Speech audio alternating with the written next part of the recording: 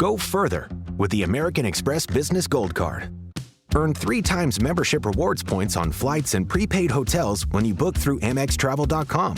Whether your destination is a business conference or a client meeting, your purchases will help you earn more points for future trips.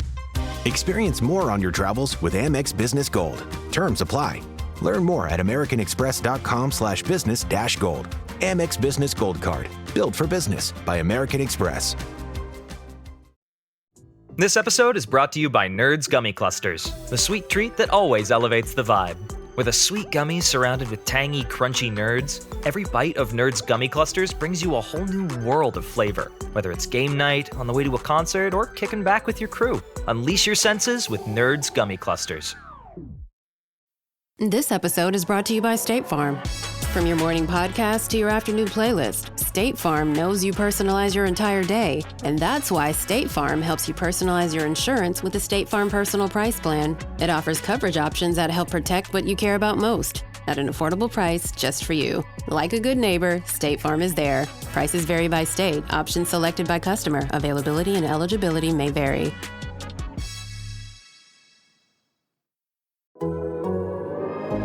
The Athletic.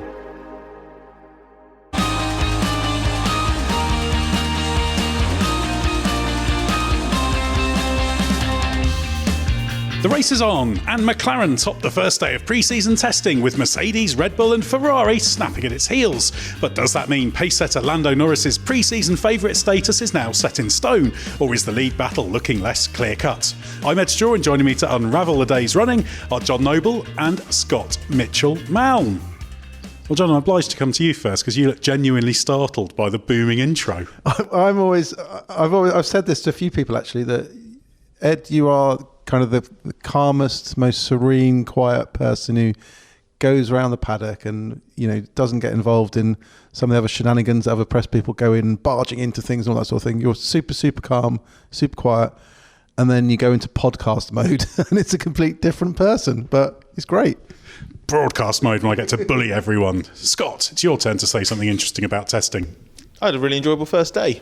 Nice to be back. Nice to get trackside. Spent a bit too much time trackside. I think I've got a terrible sunburn on my big massive head, which may not come as a huge surprise to people listening because we're in Bahrain, but it's been a surprise to everybody I bumped into in the paddock today who have then seen said sunburn, because it's been really cold, not sunny at all, and actually quite cloudy. But the sun has clearly been quite strong. I've been an idiot. I've been caught out.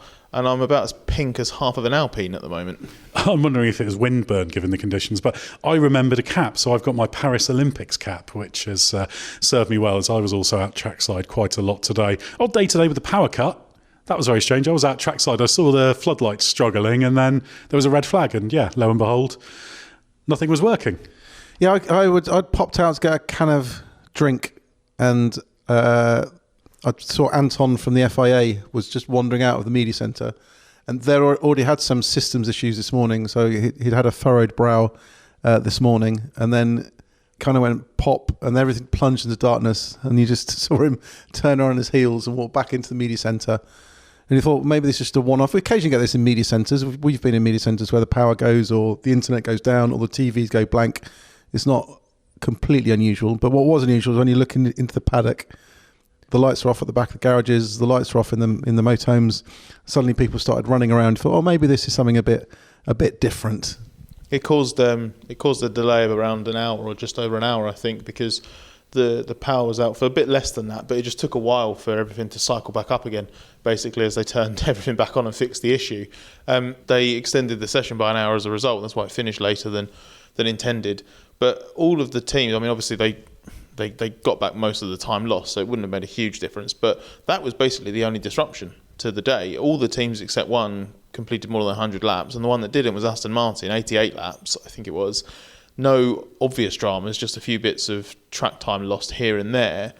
And I actually was wondering at the end of the day, not just because it means that we were sat here recording this an hour later, but I did want, the teams didn't need it, to be honest. They're so well prepared. There's no obvious team in trouble. Maybe that will change on day 2 or 3, but I have a feeling that the teams would have had an ample amount of work completed if they didn't get that hour back at the end of the day. It's the nature of the beast with testing these days. There was a time when 100 laps on the first day was a huge deal. I remember when Mercedes would do it and people were like, wow, but now it's just par for the course. Anyway, as always during testing, we've got Mark Hughes sealed off in a bunker at an undisclosed location. He's crunching the numbers from the day. So let's hear his overview of day one.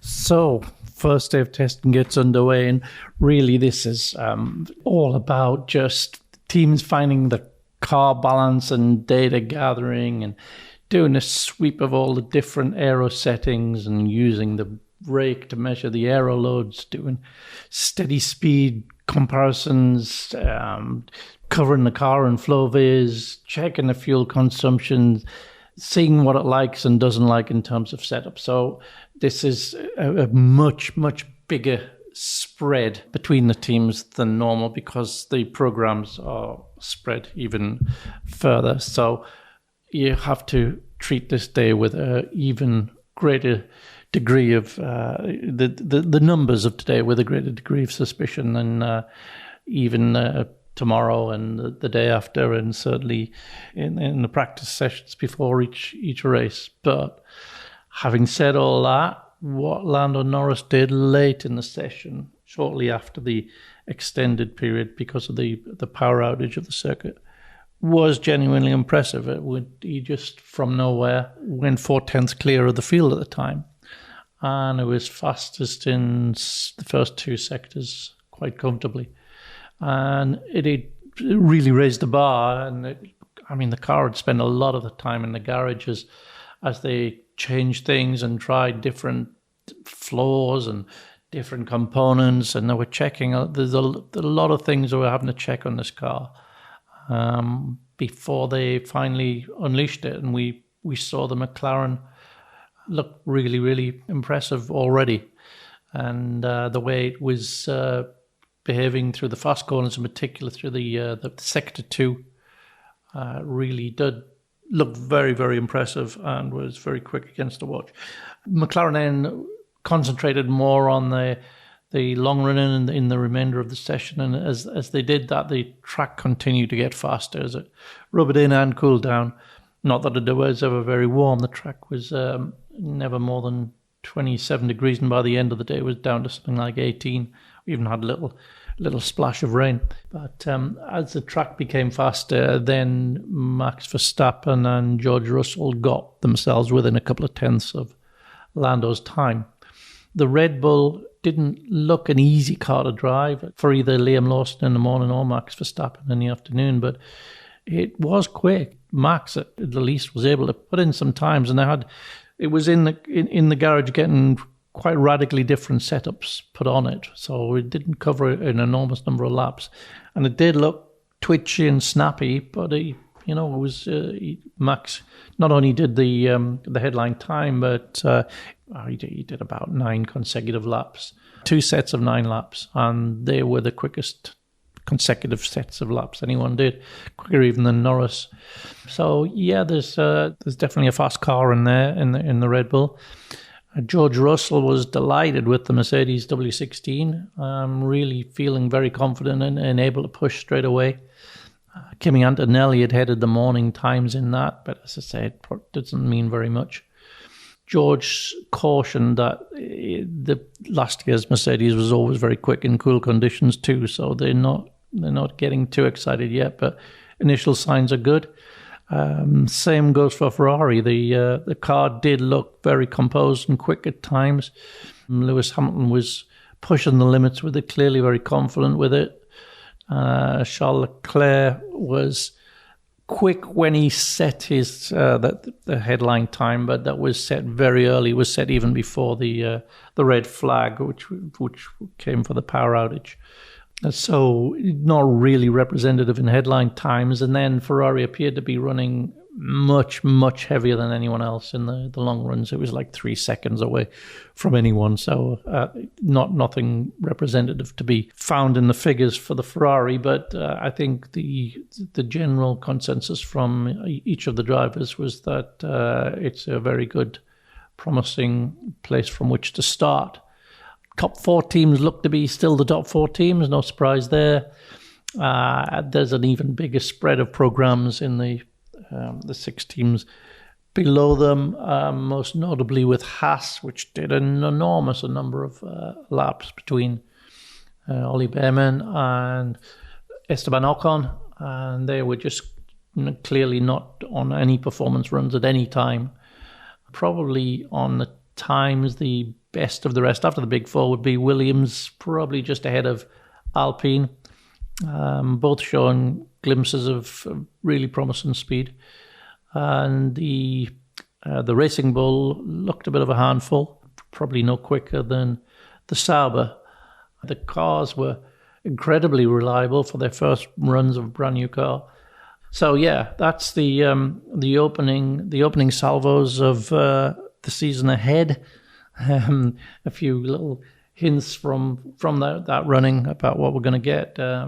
Picture hopefully become progressively clearer as the next 2 days go on.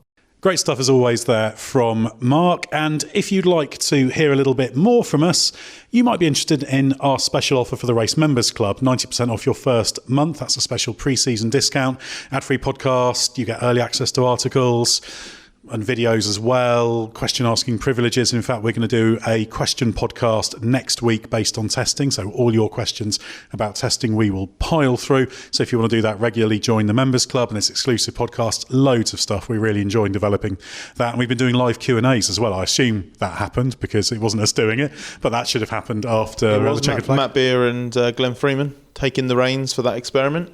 Wonderful. Well, hopefully a few of you listen to that, but that should be happening every day. So loads of stuff for the Race Members Club. And if you want to have a little bit of a taste of it, 90% off your first month. Head to Patreon and search for The Race, or click the link in the episode description to find out more. This episode is brought to you by Indeed. When your computer breaks, you don't wait for it to magically start working again. You fix the problem. So why wait to hire the people your company desperately needs? Use Indeed's sponsored jobs to hire top talent fast. And even better, you only pay for results. There's no need to wait. Speed up your hiring with a $75 sponsored job credit at Indeed.com/podcast. Terms and conditions apply. Hey, it's Noah Chestnut from The Athletic. If you're into games and sports, pay attention. I'm going to give you 4 sports terms. You tell me the common thread. Ready? Axle. Loop, Lutz, Salchow. That's axle, loop, Lutz, Salchow. This one's like medium hard. The answer is figure skating jumps. Now, what if I gave you 16 different terms and you figure out how they come together into 4 different groups? If you're up for the challenge, you'll want to check out Connections Sports Edition. It's a new daily game for sports fans. There'll be some that are going to stump you, some that make you laugh, and some that remind you when you were a kid watching sports for the first time. Connections Sports Edition. To play today's puzzle, go to theathletic.com/connections.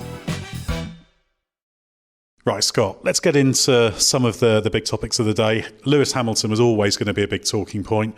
You watched his runs at length this morning, and I should just add as a disclaimer, when we say this morning, that means before the lunch break, which was at 2 o'clock, and this afternoon means after the lunch break. So we can stick with that nomenclature now. So what did we learn about his and Ferrari's progress today? Yeah, it was interesting watching Hamilton. I was out for the first hour and a half of the day, so until just before midday, when Hamilton was among the most prolific runners on track. And then I went back out for the last hour and a half or so when he was again on track quite a lot. So I saw that the majority of Hamilton's running, with the exception of that sort of hour or so in the middle. And it was interesting how much the car kind of shifted from the first part of that to the last part, from where I was watching specifically, which was on the outside of turn 10. Regular listeners of the podcast will know that's where I love to go and watch for pre-season testing. You see the car loaded up and taking on a really nice challenge through that sequence. So I just find it quite illuminating, as long as you just always keep in mind you're seeing the cars through one particular part of the circuit. The first sort of hour or hour and a half that he was on track, you could see that Hamilton was experimenting a little bit with his line into the corner. Sometimes he would sort of kiss the curb on the inside. Sometimes he would hit it really sweetly and just graze it, but not destabilise the car at all. And there were 1 or 2 times where he caught a really big bite of it on the inside. But that was kind of the extent of it, and it seemed more in Hamilton's control of like how much he was pushing or experimenting. Given the fact that I think at this point Ferrari was doing quite a lot of checking of the flexing of the new front wing that they have for this year, by the time I got back out trackside again for the last hour or so, that had shifted. Hamilton was obviously pushing a little bit more, but I'm sure had quite a lot of fuel in the car based on how the car was behaving. And I think this was a slower time of the day to slightly later on, so you're not going to make a direct comparison with Charles Leclerc. But it was notable that the front was very difficult to get in, and sometimes it was fine. As I say, when it was hooked up, it looked really sweet. But there were just times where he was just missed the apex entirely. It was the strange thing because when I first went out, I went up to turn 4 initially, and the first time Hamilton came through, the car looked really responsive on turning. And I think sometimes he was trying to sort of force it in and get that rotation, but sometimes he couldn't do it. Or it's interesting. The Ferrari was doing quite a lot of things.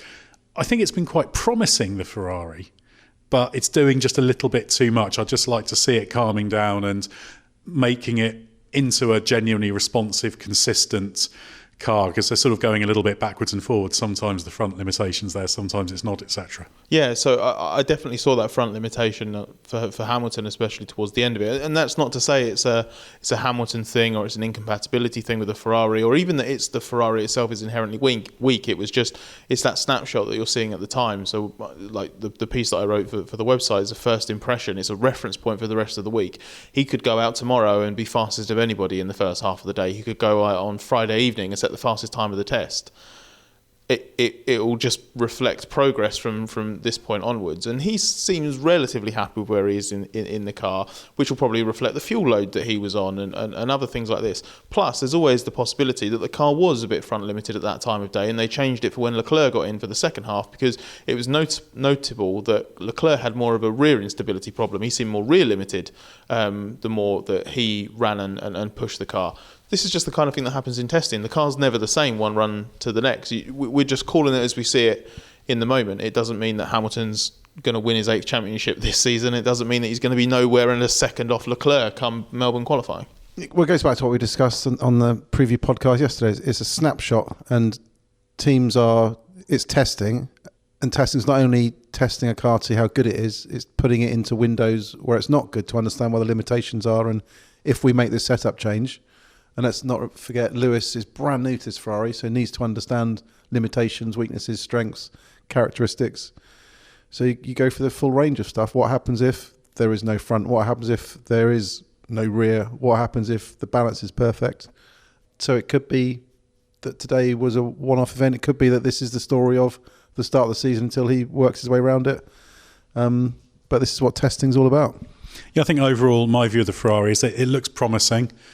I don't think it looks brilliant yet, because I do want to see that consistency and them zeroing in, but there's no reason why they shouldn't. So very interested to see how they get on. Let's move on to Red Bull now, John. We were surprised yesterday by the RB21 being a very subtle evolution of the 24 car. What have you learned about the direction they've taken? Yeah, so when I know most of yesterday we were kind of scratching our heads and trying to look at that car and work out where the differences were, and initially even suspicions that actually it wasn't an RB21, it was an RB20 with a new badge on it. But once you've dug down into details, we saw some different images last night.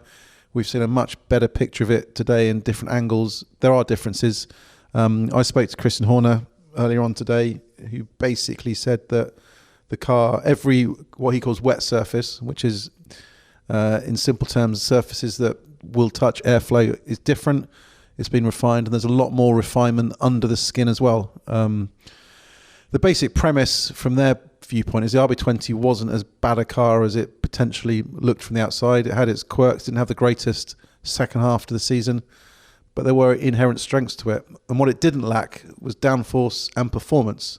When it was in the right window, it was super quick, as we saw at the start of the season, but it fell out that window. It had a very narrow operating platform, very peaky. So the aim for this year is not to make the car better with more downforce and bolting performance in that way, is to give it a wider operating window, give the driver more confidence, and that's where the lap time comes from. So I think that explains why they look very similar to last year compared to what McLaren and Ferrari have done. I did ask Christian Horner in the press conference if we should expect any big changes between now and Australia, and he said the car is pretty much what it's going to be in Australia. There might be some subtle changes. So provided he's telling the truth, and I see no reason to doubt him on that. It tallies with everything else.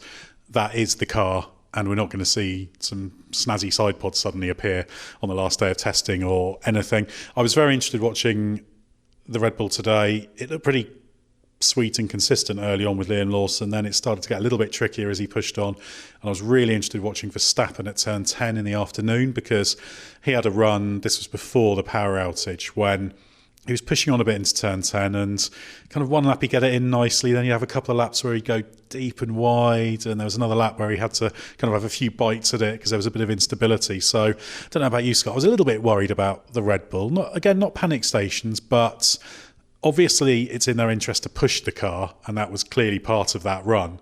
But the car looks quite nice on the long runs. The pace was reasonable, as Mark Hughes alluded to, but that's what we want to see being dialed out over the next couple of days. We don't want to see that keep happening, or you do wonder if some of the balance troubles of last year have carried over.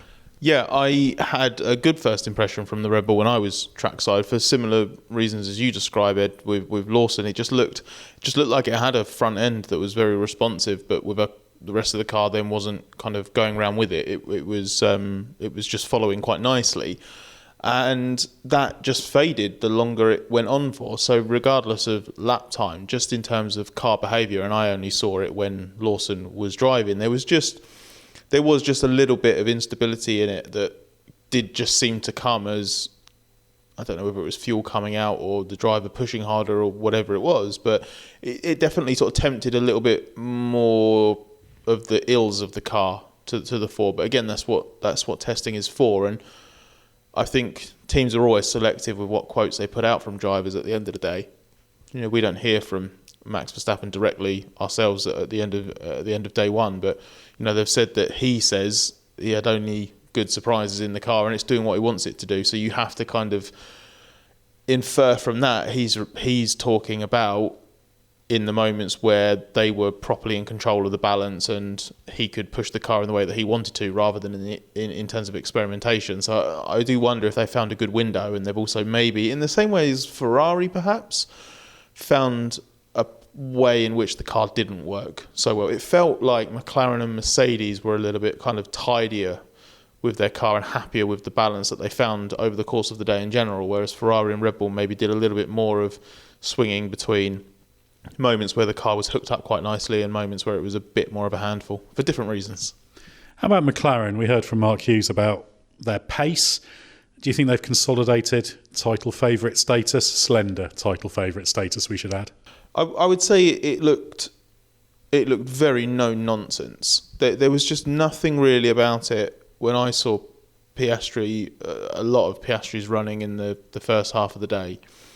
It didn't catch the eye at first. I suspect it, considering how much running he got through in a short space of time, I suspect that car was quite heavily fueled when I saw it. But the more it went past, the more it was just kind of, yeah, it had a little bit of the feel that the Red Bulls had here the last couple of years, where you're waiting for a little bit of evil to expose itself, and it never really does. So that's why I said just now, I just feel that McLaren was one of the cars where you didn't see any obvious problems. Now, it might well be that they just haven't manifested themselves in a big dramatic way yet, and I'm sure there'll be things that they definitely need to optimise on that car because it's only day one of testing. But I feel like they started off on the more kind of assured footing.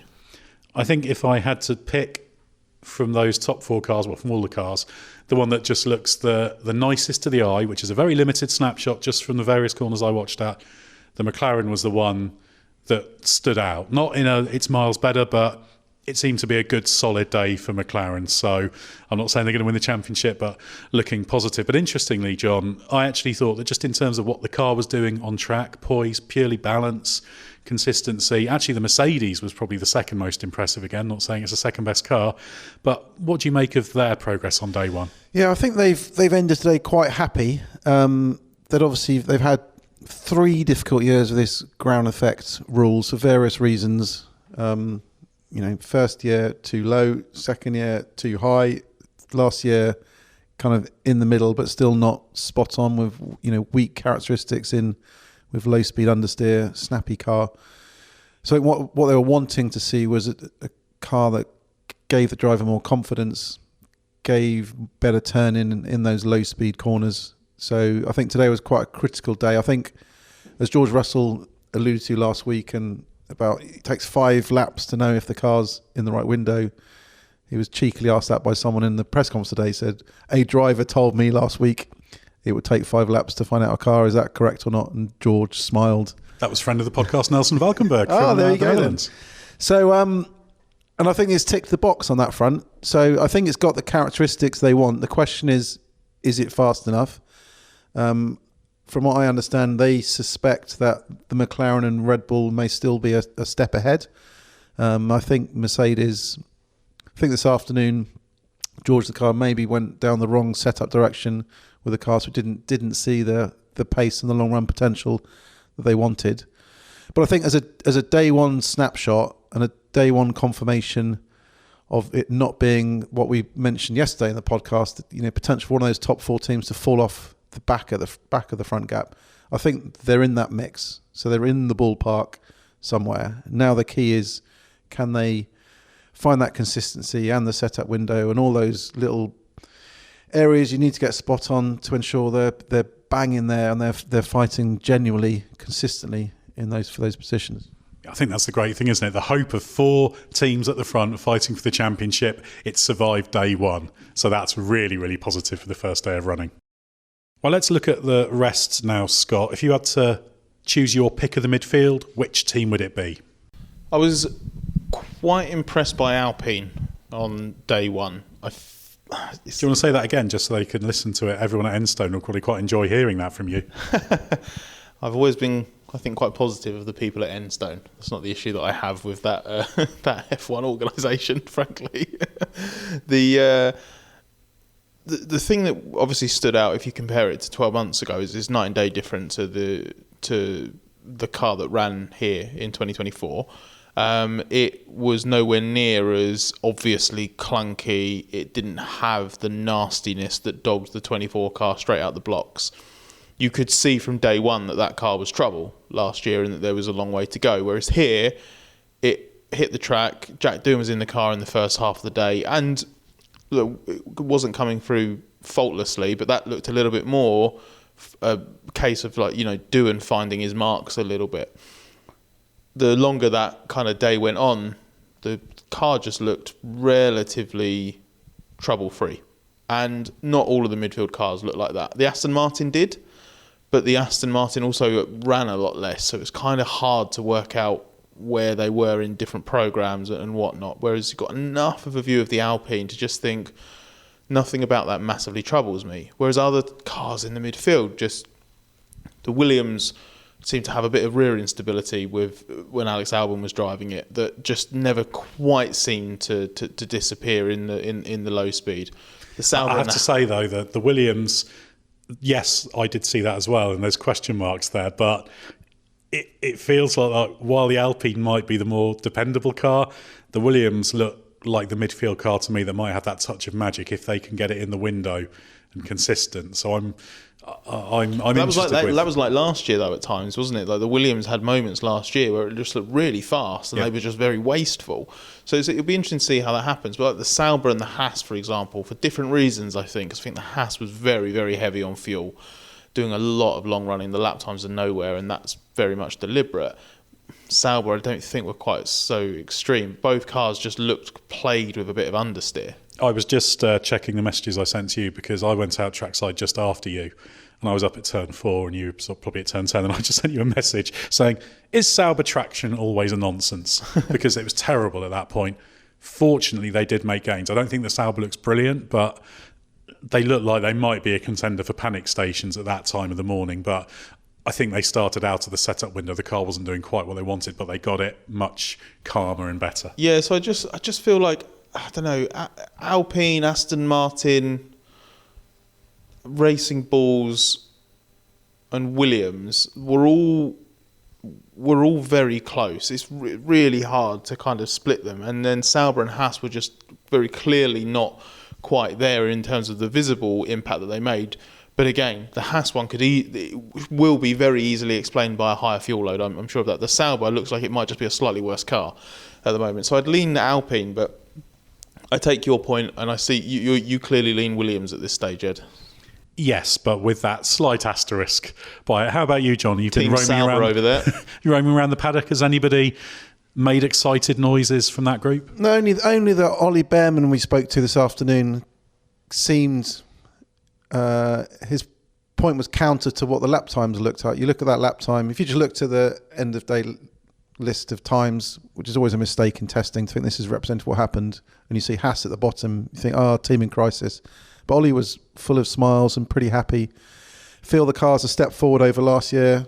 Said they had their own program, were doing their own thing. And we know Haas, as they did 12 months ago here, focused on totally different things. They spent the entire test last year all on long runs, all on strategy, all on working out how to get a better race pace, and completely ignored low fuel stuff. So they may well be doing the same thing again. And I think, even their choice of bringing the Inter in the wet here, for example, we still don't know why Aston have done it, because they're still saying one thing and we still think another. It did rain a bit today. I was in the pit lane. And Aston Martin did WhatsApp me to say it's raining, so they may well be proved right. But very briefly. And tomorrow the forecast is genuinely for more rain in the afternoon, so it could be. So, and we know Haas, AO is very engineering led and wants to know the aero implications of the inters and wets to run in the dry.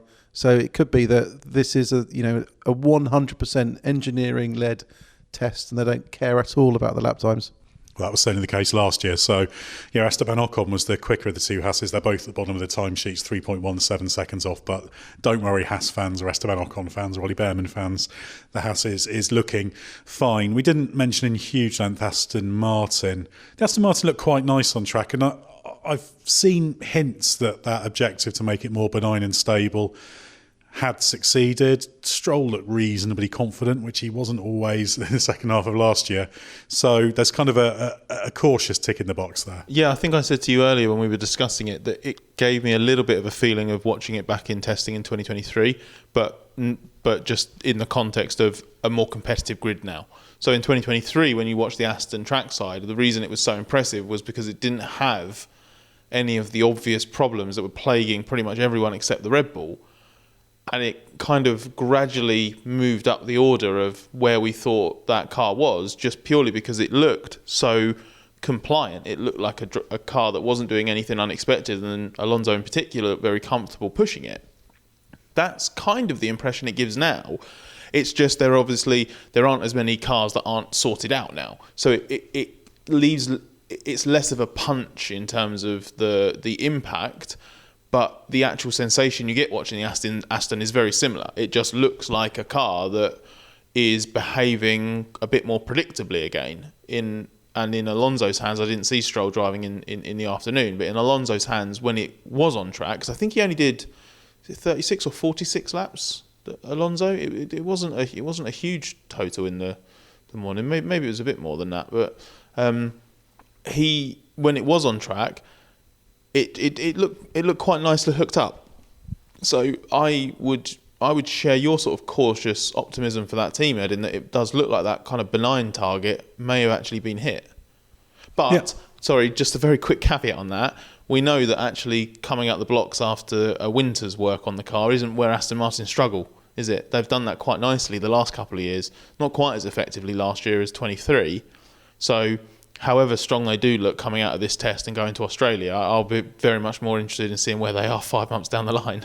It's 46 laps for Alonso. I just double checked that.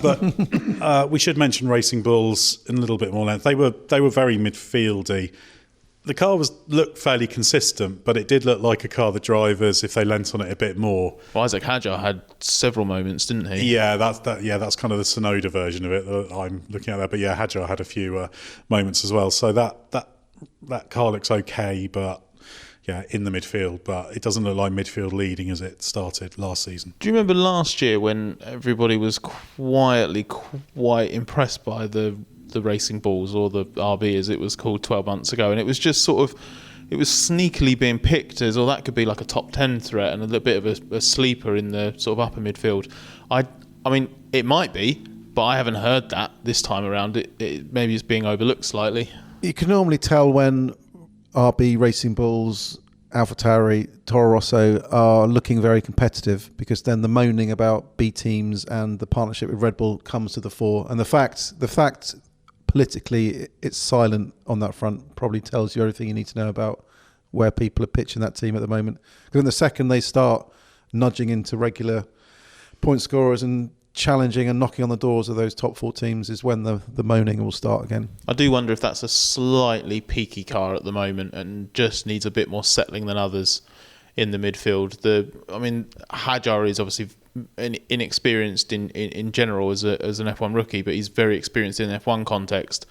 He's not, he's not like an Oscar Piastri style rookie or a Kimi Antonelli style rookie. He's done some running in FP1s and a little bit of TPC work, but in the testing of previous cars, but not extensively. So it could be that the dramas that we saw in his half of the day were a little bit more driver-induced than they were car-induced. But there was enough with Tsunoda wrestling it as well for me to think that maybe that car's just not as well sorted as a couple of others in the midfield right now. But that doesn't mean it can't be quick. It's also tricky. It's also tricky with the wind here. That yes, it's very gusty, very blowy, and it's inconsistent. And if you haven't got tons of experience here, and you're trying to find limits on a car, it can be exceptionally hard to work out what you need to do and not make mistakes and let it catch you out. And then if the car is wind sensitive, which is possible, then the situation can exacerbate even more, I guess. Well, Ed, you said that as soon as I pointed out that Hadjar had that, was it the 360-degree spin exit in turn 4, and you clocked the end of it happening, and then was about to watch the replay. And I think you said, is this going to be a classic Bahrain crosswind? And then the way, because I'm pretty sure that was the Hadjar spin, it's right on the exit of the corner. Suddenly the rear goes on him. And that felt very much like big gust of wind at the last moment, loss of rear downforce just when you don't need it and you're trying to put the power down, and the rear just loops round. Yeah, good little learning experience. I think the main thing today ultimately is, as expected, the field spread looks quite tight. It'll be tighter on the headline times tomorrow and on day 3, as Mark Hughes alluded to. I'm sure nobody's in all sorts of trouble.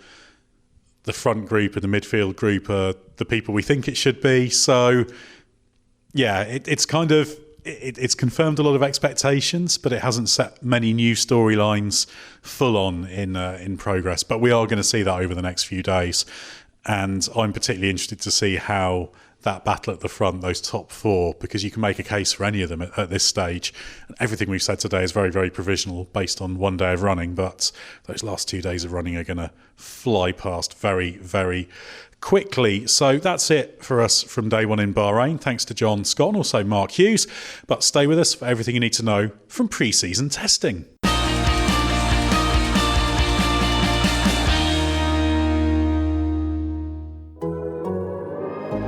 The Athletic.